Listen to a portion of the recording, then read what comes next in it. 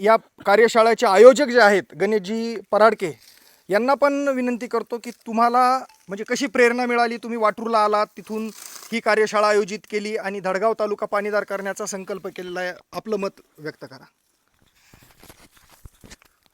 जेव्हा आम्हाला या पूर्ण धडगाव तालुक्यामध्ये जानेवारी संपल्या सगळ्या गावांना पाणी टंचाई जास्तच भासवायला लागते आणि दरवर्षीचं हे चित्र आहे. वर्षानुवर्ष हे तेच अनुभव येत असल्यामुळं आम्ही याच्यातनं कुठंतरी मार्ग निघावा याच्यासाठी तपास करत होतो.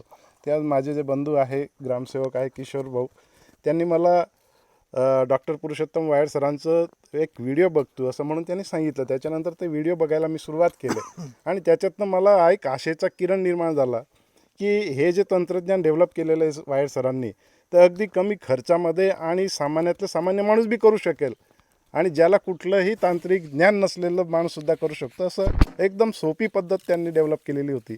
आणि त्याच्यातनंच मग आम्ही सरांकडं वेळ घेतला आणि अगदी आम्ही वाटूरला गेलो आणि तिथले काही प्रकल्पसुद्धा बघितले आणि त्याच्यानंतर मी सरांकडनं वेळ घेतला आणि आज इथं आम्ही कार्यशाळा आयोजित केलेली होती.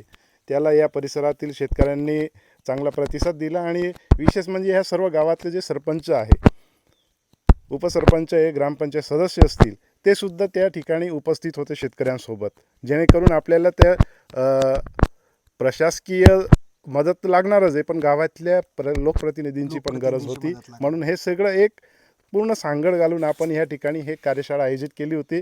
आणि विशेष म्हणजे KVKचे दहातोंडे सरसुद्धा त्या ठिकाणी उपलब्ध होते आपल्यासोबत. म्हणजे आम्हाला दुग्ध शर्करा योग म्हणतो, तर त्या पद्धतीने आपलं आणि दहातोंडे सरांचं मार्गदर्शन मिळालं. नक्कीच आमच्या परिसराला याचा फायदा होईल, शेतकऱ्यांना फायदा होईल असं मला विश्वास वाटतो.